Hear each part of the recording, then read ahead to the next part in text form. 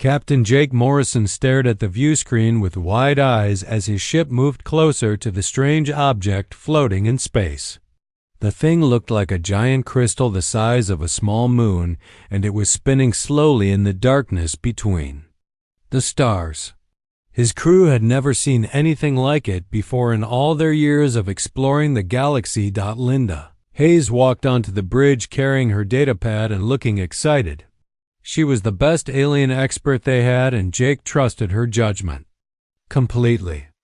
Behind her came Pete Collins from Communications and Lisa Grant, who led their Marine team. All three of them had been studying the readings from the sensors for hours. "Captain, the object is definitely artificial," Linda said as she stopped next to his chair.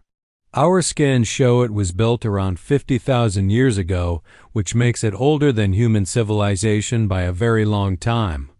The materials are unlike anything we have in our databases." Pete stepped forward and pointed at his instruments. "Sir, the crystal is sending out signals on multiple frequencies, but they are not like any language patterns we know. The signals seem random, but there might be some kind of pattern hidden in them." Jake nodded and looked at Lisa, who was checking her weapon readings. "What about defenses, Grant? Is this thing dangerous to approach?" "No obvious weapons, Captain, but something that old and that big could have surprises. I recommend we keep our shields up and weapons ready just in case." Lisa had seen too many peaceful-looking alien artifacts turn hostile when humans got too close. The Wanderer moved into a closer orbit around the crystal structure, and Jake could see that it was covered in smooth surfaces that reflected the light from the nearby star. Strange symbols were carved into the crystal faces, and they seemed to glow with their own inner light. The whole thing was beautiful and terrifying at the same time. Captain Pete called out from his station with excitement in his voice. "The signals just changed. They are getting stronger and more focused. It's like the artifact knows we are here." Before Jake could respond, the crystal began to pulse with bright blue light. The pulses came faster and faster until the entire structure was glowing like a beacon. Then something impossible happened. The artifact sent out a scanning beam that swept across their ship from bow to stern. Linda watched her instruments with growing amazement. "Captain, it's reading our DNA.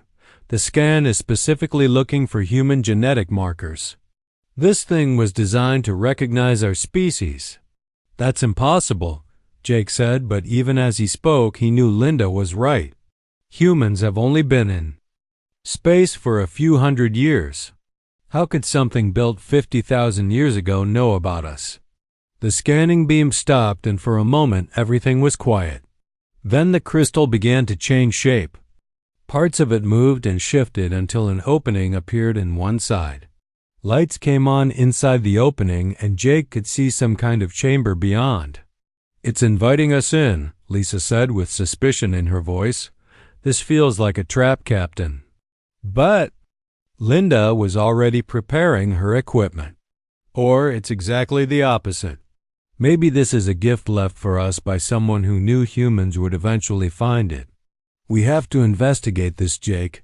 It could be the most important discovery in human history." Pete's instruments began beeping rapidly. "Captain, the artifact is downloading something into our computers. Massive amounts of data are coming through faster than I can process it. Star charts, technical blueprints, and what looks like video recordings." Jake made his decision quickly. "Grant, prepare a boarding party. Hayes, you are with me. Collins, keep monitoring those downloads and let me know if anything looks dangerous." As they prepared to board the alien artifact, Jake felt a mixture of excitement and fear. Every instinct told him this was important beyond anything they had ever encountered. The crystal had waited 50,000 years for humans to find it, and now it was finally ready to reveal its secrets. The boarding shuttle launched from the Wanderer and headed toward the glowing opening in the crystal. Jake watched through the window as they approached and saw that the interior was filled with complex machinery and holographic displays. Everything looked functional despite its incredible age. They landed in a chamber that adjusted its atmosphere to match their needs automatically. As soon as Jake stepped out of the shuttle, a holographic figure appeared before them. It was tall and alien with 6 arms and skin that looked like living crystal. The creature's eyes held wisdom and sadness in equal measure. The holographic alien looked directly at Jake and began to speak in perfect English. "Greetings, humans. I am Emperor Kazeth, and I have been waiting a very long time to deliver my message to your species. What I am about to tell you will change everything you think. You know about your place in this galaxy." The holographic emperor stood 12 feet tall before Jake and his team, and his crystalline skin shifted colors as he spoke. His 6 arms moved gracefully, and his ancient eyes seemed to look right through them. Despite his alien appearance, there was something deeply sad about the way he carried himself. "I am the last emperor of the Zephyrian Empire," Kazeth began, and his voice carried the weight of countless years. "My people ruled this galaxy for over 100,000 years before your species even learned to make fire. We were the greatest civilization that ever existed, and we conquered every world we encountered." Linda held her scanner steady as she recorded everything. The Emperor's image was so clear and detailed, it was hard to believe he was just a hologram. Behind them, Pete was monitoring the data downloads while Lisa kept watch for any signs of danger. "The Zephyrians possessed technology that your science cannot yet understand," the Emperor continued. "We could reshape matter with our thoughts, travel between dimensions, and even bend time itself to our will. No species had ever successfully resisted us because resistance was impossible against such power."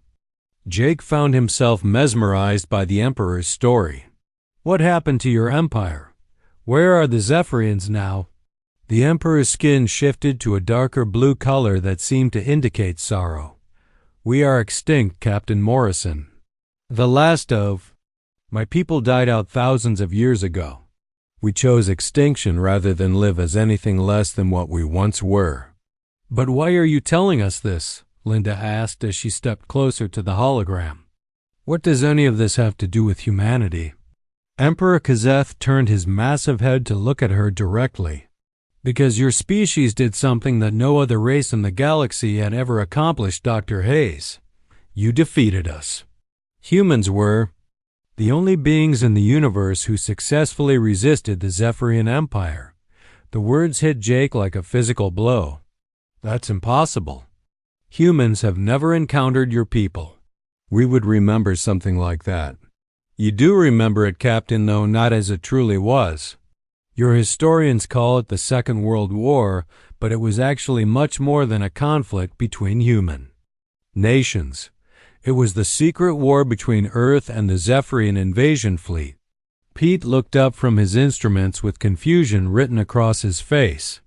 "Captain, the data downloads include detailed records of battles on Earth during the 1940s.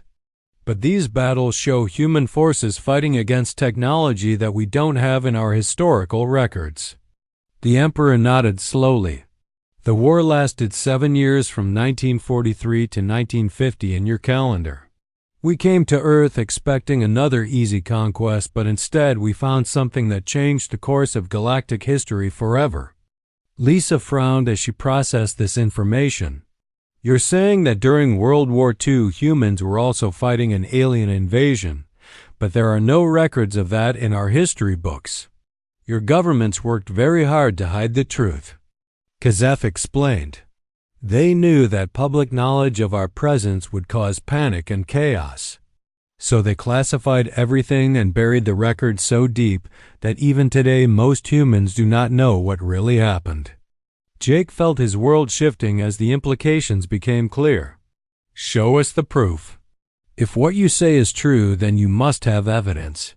The Emperor gestured with one of his 6 arms, and new holograms appeared around them. The images showed human soldiers fighting against strange alien craft in skies above familiar cities. Jake could see New York and London and Moscow, but the battles taking place looked nothing like the war he knew from history books. "Your species did something unprecedented," the Emperor said as the images played around them. "When faced with two enemies at once, you did not despair or surrender. Instead, the Allied and Axis powers temporarily stopped fighting each other and united against the greater threat. The holographic battles showed human pilots and aircraft that looked partially alien flying alongside bombers and fighters from different nations." Jake watched in amazement as primitive human weapons that had been modified with alien technology destroyed massive Zephyrian warships. "This is incredible," Linda whispered as she recorded everything. The technology integration alone would have required unprecedented cooperation between enemies. Emperor Kazith's skin brightened to a golden color. "That was when we first began to understand that humans were different from every other species we had encountered. Most races either surrendered immediately or fought as individuals. But humans did something we had never seen before." "What did we do?" Jake asked, though he thought he already knew the answer. "You fought as one people," the Emperor replied. "Despite your differences and your conflicts, you recognize that some things are more important than victory in war. You showed us that freedom itself was worth any sacrifice." The holograms changed to show ground battles where human soldiers from different armies worked together using weapons they had clearly taken from fallen alien enemies. The faces of the fighters showed determination that went beyond simple survival instinct. "We had conquered 1,000 worlds," Captain Morrison Kazef continued. "We had faced every type of warrior and every form of resistance the galaxy could produce. But we had never encountered beings who would rather die fighting than live in chains." Pete called out from his station. "Captain, I'm seeing battle reports that match no known engagements from World War II. These show coordinated strikes against targets that don't appear in any official records." The Emperor turned to address Pete directly. "Your people fought us in secret, Mr. Collins. While the official war raged between human nations, a shadow war was being fought in the skies and in hidden bases around your world. And slowly and possibly you began to win." Emperor Kazeth waved his hand, and the holograms around them changed to show massive alien ships descending through Earth's atmosphere in 1943. The Zephyrian fleet consisted of 50,000 vessels, each one capable of destroying entire cities with a single weapon blast. "We came to your world expecting the same response we had received from every other species," the Emperor explained as images of panicking alien civilizations flashed before them. "Immediate surrender followed by grateful acceptance of our rule.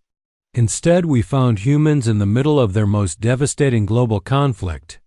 Jake watched in fascination as the holographic displays showed Zephyrian scouts making first contact with human military forces. British pilots who had been fighting German aircraft suddenly found themselves facing alien fighters that moved unlike anything they had ever seen. "The first battle took place over London," Kazef continued. "Our advanced scouts expected to terrify your air forces into submission. Instead, your pilots attacked immediately without hesitation or fear." The Emperor's skin shifted to a color that seemed to indicate surprise as he recalled the memory. Within hours of first contact, something unprecedented happened. Radio messages began flying between Allied and Axis commanders. Your enemies started sharing information about our technology and tactics. Linda held her scanner steady as she recorded the incredible footage. They stopped fighting each other to face the alien threat. That level of cooperation would have required trust between people who had been trying to kill each other just hours before. Your historians call it impossible, Pete added from his monitoring station. The idea that Churchill and Stalin and Roosevelt could coordinate with Hitler and Mussolini goes against everything we know about that war. Emperor Kazeth nodded with what looked like respect. It was impossible by every standard we understood. No other species had ever demonstrated such flexibility in the face of existential threat. Most civilizations either fragment under pressure or surrender to preserve some portion of their population. The hologram shifted to show human engineers working frantically in hidden underground facilities. Jake could see scientists from different countries examining pieces of crashed Zephyrian technology and sharing their discoveries with former enemies. Within weeks, your people had begun reverse engineering our technology, the Emperor said with amazement still evident in his voice. German scientists worked alongside British researchers while American engineers collaborated with Soviet technicians. The speed of your adaptation was beyond anything we had encountered. Lisa studied the tactical displays with professional interest. The coordination alone would have been a nightmare. Different languages, different military doctrines, different technological approaches. How did they make it work? They made it work because the alternative was extinction, Kazeth replied. Your species has a unique ability to set aside differences when faced with threats to your fundamental values. Freedom, dignity, the right to determine your own destiny. These concepts meant more to humans than victory over each other. The holographic battle showed human aircraft that had been hastily modified with alien technology engaging Zephyrian fighters in aerial combat. Jake watched primitive propeller planes equipped with energy weapons destroying advanced alien craft through superior tactics and sheer determination. Our commanders were confident that superior technology would ensure easy victory, the Emperor continued. We had weapons that could level mountains and shields that could stop any attack your world could produce. But we had never faced an enemy that learned and adapted as quickly as humans. The images changed to show ground battles where human soldiers used captured Zephyrian weapons against their former owners. Jake saw American Marines and German panzer crews fighting side by side using energy rifles and gravity grenades against alien ground forces. The turning point came when your people stopped trying to fight us using human tactics, Kazeth explained. Instead, you began thinking like Zephyrians. You studied our psychology, learned our weaknesses, and developed strategies specifically designed to counter our advantages. Pete looked up from his data analysis with excitement. Captain, I'm seeing battle reports that describe human forces using Zephyrian equipment better than the Zephyrians themselves. Captured alien pilots reported that human crews were operating their technology with impossible efficiency. The Emperor's skin brightened to a golden color that seemed to indicate pride. Your species did something that no Zephyrian had ever thought possible. You took our tools of conquest and turned them into instruments of liberation. Every weapon you captured became a symbol of hope for oppressed peoples throughout the galaxy. Jake felt a chill as he realized the implications. Other species were watching this war. The entire galaxy was watching, Captain Morrison, Kazeth confirmed. For 100,000 years, the Zephyrian Empire had been seen as the natural order of things. The strong ruled the weak and resistance was futile. But suddenly there were broadcasts from Earth showing impossible victories by a primitive species using our own weapons against us. The hologram showed alien civilizations throughout the galaxy receiving signals from Earth. Jake could see non-human faces watching. Human pilots destroy Zephyrian capital ships and human soldiers capturing alien strongholds.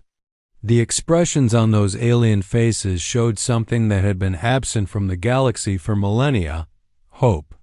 What we did not understand then, the Emperor said quietly, was that every human victory was being transmitted across space by our own communication networks. Enslaved species that had never dreamed of freedom began to believe that the impossible might be possible. Linda checked her recordings and found that the data was almost too incredible to believe. This means that World War II was actually the galaxy's first war of liberation. Humans weren't just fighting for Earth, but for the freedom of countless species they had never met. The Emperor's expression grew darker as the holograms shifted to show a massive Zephyrian occupation force descending on the ruined city of Stalingrad. The alien ships landed among the rubble and deployed thousands of soldiers in advanced combat, armor carrying weapons that could vaporize entire buildings. "This was our greatest mistake," Emperor Kazeth said with regret heavy in his voice. "We believed that by taking one of your major cities and demonstrating our superior firepower, we could break human morale and force your species to surrender." Jake watched the holographic display show Zephyrian forces setting up control centers throughout the destroyed city. The alien soldiers moved with mechanical precision, expecting the remaining human population to flee or submit to their authority. "Instead of surrender, we found something that changed everything," the Emperor continued. "The humans in Stalingrad did not see our occupation as the end of resistance. They saw it as the beginning of a new kind of war." The hologram showed ordinary people emerging from basements and sewers, carrying weapons they had taken from dead Zephyrian soldiers. Jake could see factory workers and teachers and shopkeepers transforming themselves into guerrilla fighters using alien technology with deadly effectiveness. "Bill Murphy was a sergeant in your army," Kazeth said as the image focused on a human soldier leading a group of civilians through the ruins. He had been wounded in the battle for the city, but instead of retreating, he organized the resistance. Within days, he had trained dozens of non-combatants to use our equipment.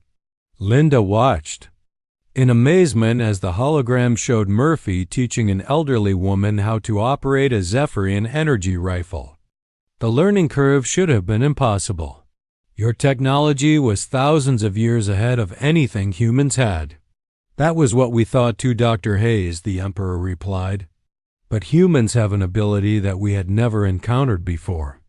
You can adapt to any situation when your survival depends on it. More importantly, you can teach others to adapt just as quickly."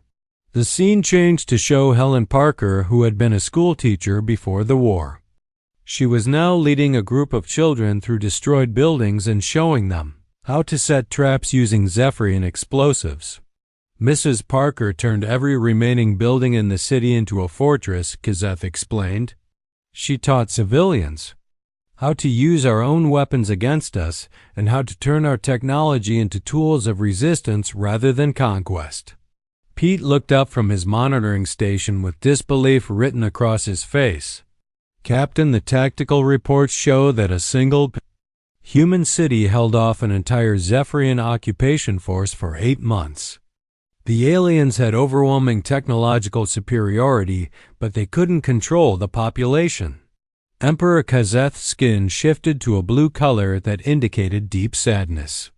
Those 8 months broke something fundamental in the Zephyrian psyche.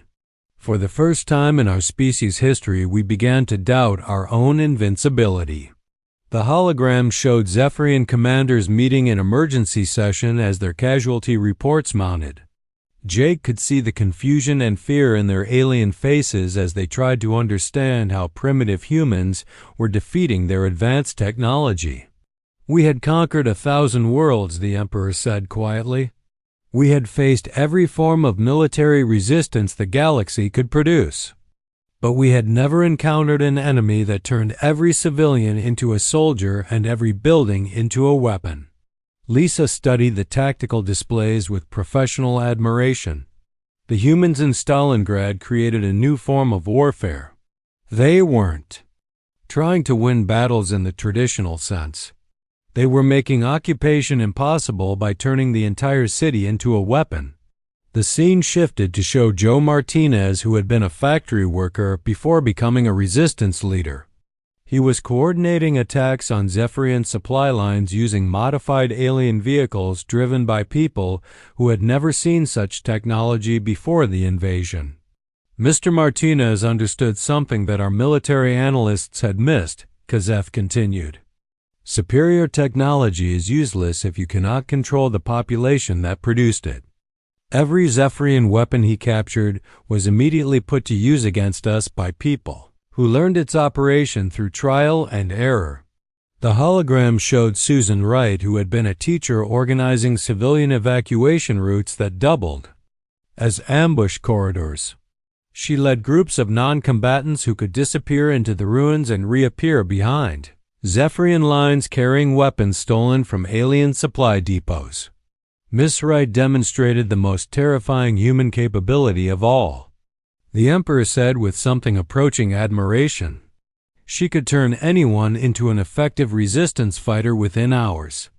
Children, elderly people, wounded soldiers. Under her guidance, they all became part of an unstoppable force. Jake felt a chill as he realized what he was seeing. They weren't just fighting to survive. They were fighting to prove that freedom was possible even against impossible odds. Exactly, Captain Morrison, Kazeth replied. And that message was being broadcast throughout the galaxy by our own communication networks. Every victory, every act of resistance, every moment of human defiance was transmitted to enslaved species across a dozen sectors. The holographic display showed alien civilizations throughout Zephyrian space receiving signals from Stalingrad. Jake could see non-human faces watching in amazement as ordinary humans defeated the most powerful military force in galactic history using nothing but determination and captured alien weapons. Some of our own commanders began to admire the human resistance fighters, the Emperor admitted with obvious difficulty. This was a concept that had never existed in Zephyrian culture. We had always seen conquered peoples as inferior beings, worthy only of subjugation. Pete checked his data readings and found records that seemed impossible. Captain, the files show that several Zephyrian officers actually defected to the human side during the occupation. They provided intelligence and technology to the resistance forces. Emperor Kazeth nodded slowly. The humans had done something we thought impossible. They had inspired members of the conquering force to question the righteousness of conquest itself. This had never happened in 100,000 years of Zephyrian expansion. Emperor Kazeth's holographic form seemed to grow more solid as he reached the most difficult part of his story. His crystalline skin shifted through colors that spoke of shame and regret as he prepared to reveal the ultimate consequence of humanity's resistance. After 8 months of fighting in Stalingrad, our high command made a decision that shocked the entire galaxy, the Emperor began. For the first time in Zephyrian history, we chose to retreat from a conquered world. Jake felt his breath catch. As the implications hit him, you withdrew from Earth. Not just from Earth, Captain Morrison, Kazeth replied. We withdrew from the entire sector. The human resistance had proven that occupation was impossible when the conquered population refused to accept defeat. Our casualties were mounting daily, and our soldiers were beginning to question their own cause. The holograms showed massive Zephyrian fleets lifting off from Earth and departing the solar system. But instead of looking like a victorious withdrawal, it resembled a desperate escape from an enemy that had proven impossible to defeat. Linda checked her scanner readings with amazement. The psychological impact must have been devastating. A species that had never been defeated suddenly running from primitive humans using their own weapons against them. Dr. Hayes, you cannot imagine the shock waves that spread throughout our empire, the Emperor said sadly. Word of our retreat reached every corner of Zephyrian space within days. Species that had been enslaved for thousands of years suddenly learned that the invincible Zephyrians could be beaten. Pete looked up from his data analysis with excitement. Captain, I'm seeing reports of uprisings throughout Zephyrian territory. Dozens of worlds declared independence immediately after news of the Earth withdrawal spread. The holographic displays changed to show rebellions breaking out across 12 sectors of space. Jake watched alien civilizations that had lived under Zephyrian rule for millennia suddenly finding the courage to fight for their freedom. The humans had done more than defeat a single invasion force, Kazeth explained. They had proven to the galaxy that freedom was possible even against seemingly impossible odds. Every species that had ever dreamed of independence suddenly believed that their dreams could become reality. Lisa studied the tactical information with professional interest. The rebellion spread faster than any military response could contain. Once the idea of successful resistance took hold, it became unstoppable. The Emperor nodded with what looked like bitter admiration. Your species had introduced a completely alien concept to our galaxy. The idea that technological superiority and military might could not guarantee victory over beings who valued freedom more than life itself. The holograms showed Zephyrian commanders trying desperately to contain the spreading rebellions, but failing as world after world joined the independence movement. Jake could see the confusion and fear in alien faces as their empire crumbled around them. We tried to rebuild our military reputation by crushing the rebellions with overwhelming force, Kazeth continued. But every victory we achieved only inspired 10 more worlds to join the resistance. The humans had taught the galaxy that tyranny was not inevitable. The scene shifted to show former Zephyrian subjects using captured alien technology, just as humans had done on Earth.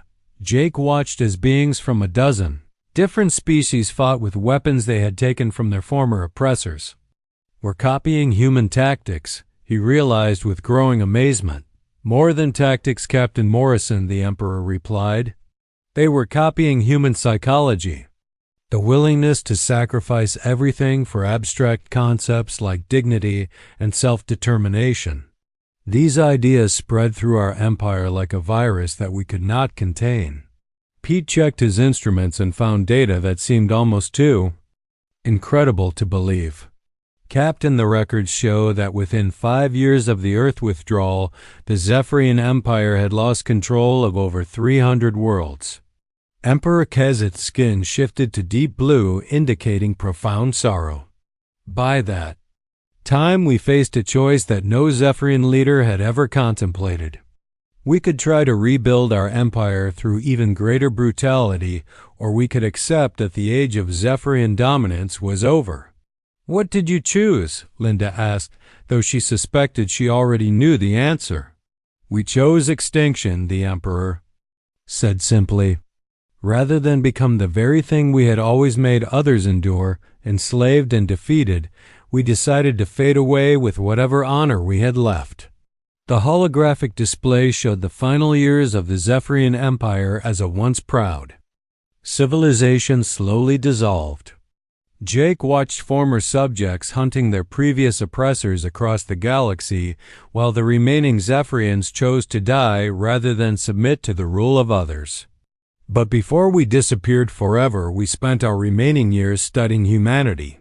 From a distance, Kazeth continued, we became obsessed with understanding how a primitive species had accomplished what no other civilization in the galaxy had ever achieved. Lisa frowned as she processed this information. You were trying to learn the secret of human resistance. We were trying to understand the source of human strength, the Emperor corrected. Not your technology or your weapons, but the psychological force that made victory possible even against impossible odds. The hologram showed Zephyrian scientists observing human society from hidden monitoring stations throughout the galaxy. Jake could see alien researchers studying human behavior with the intensity of beings trying to solve the greatest mystery in the universe. What we discovered changed our understanding of consciousness itself, Kazeth explained. Humans possess something that we had never encountered in any other species. An absolute refusal to accept that freedom can be permanently lost. Pete looked up from his data analysis with wonder in his voice. Captain, the files contain detailed psychological profiles of human resistance fighters. The Zephyrians documented every aspect of human behavior during the secret war. The Emperor's form began to flicker slightly as if the holographic system was running low on power. We learn that human strength comes not from technology or superior numbers, but from an unshakable belief that some things are worth any sacrifice. This belief cannot be conquered because it exists in the human spirit, rather than in human weapons. Emperor Kazith's holographic form straightened to its full 12-foot height as he prepared to deliver the final part of his message. His crystalline skin shifted to a golden color that seemed to indicate respect, and his ancient eyes focused directly on Jake with an intensity that was almost overwhelming. Captain Morrison, I address you and your species across the centuries with gratitude that no Zephyrian has ever felt before, the Emperor began. Your people taught my civilization, something we had never learned in 100,000 years of conquest. You showed us that the spirit of a free being cannot be broken by force. Jake felt the weight of history pressing down on him as he realized the magnitude of what he was hearing. Why are you telling us this now? What do you want from humanity? I want nothing from you, Captain, Kazeth replied. Instead, I offer everything my people ever possessed. This artifact contains the complete technological and cultural archives of the Zephyrian Empire.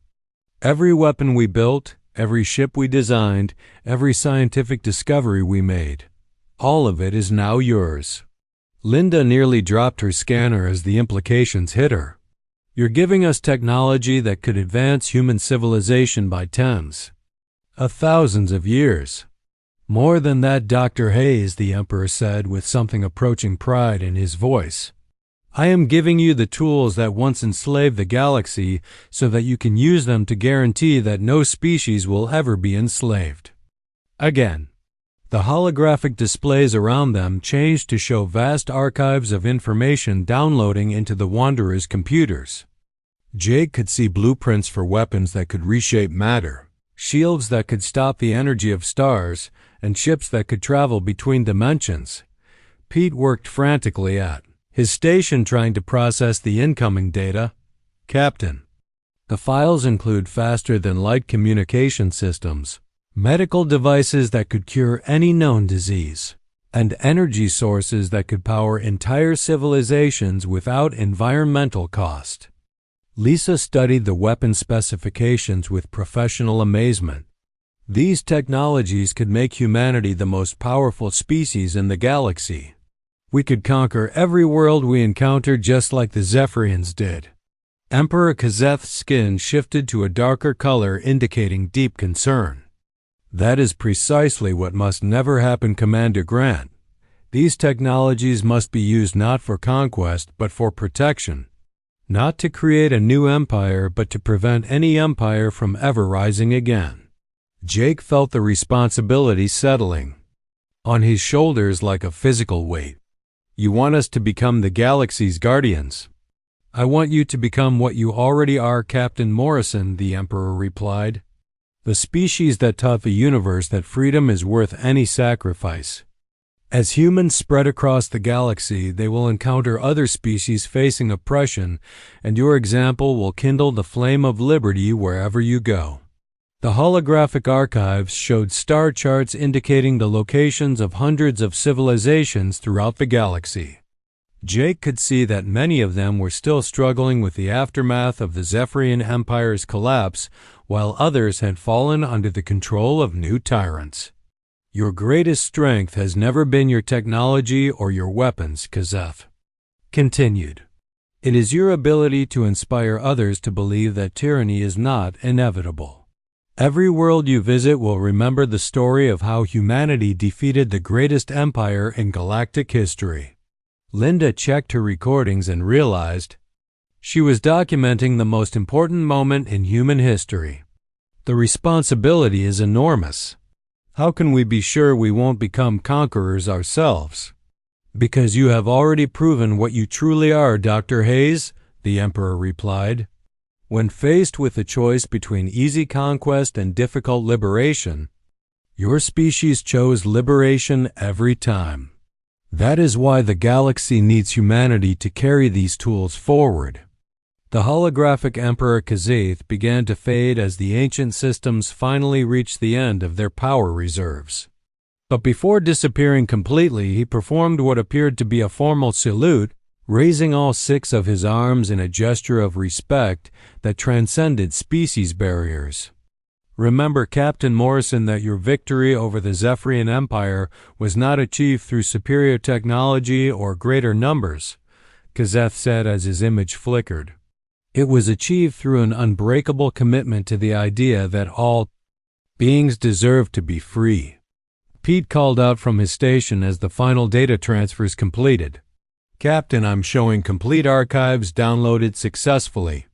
We have everything from basic Zephyrian science to their most advanced military applications. Jake stood in silence for several moments as the weight of what had just happened settled over him. They now possessed technology that could reshape the galaxy, but more importantly, they carried the knowledge of humanity's true place in the universe. We need to get this information back to Earth immediately, he finally said. The human government needs to understand what really happened during World War II and what our responsibilities are going forward. Lisa secured her weapons as the boarding team prepared to return to their ship. Captain, this changes everything we thought we knew about human history and our future in space. It changes more than that, Commander, Jake replied as they walked back toward their shuttle. It means that every time humans encounter oppression in the galaxy, we have a moral obligation to help, not as conquerors, but as liberators. The ancient crystal artifact began to dim as its power finally failed after 50,000 years of waiting. But its message had been delivered, and its gift had been accepted by the species that had earned both through blood and sacrifice. As the Wanderer set course for Earth, Jake realized that they were carrying more than advanced technology back to their home world. They were carrying the proof that humanity's greatest victory had not been won on Earth, but in the hearts and minds of beings they had never met across the galaxy. The Emperor's final words echoed in Jake's mind as they entered hyperspace. Humanity had taught the universe that freedom was possible, and now they had the tools to make sure that lesson was never forgotten. The age of empires was over and the age of liberation had begun. The small blue planet that had once faced the darkness between the stars and refused to surrender would now carry that same defiant light to every corner of the galaxy where beings dreamed of freedom.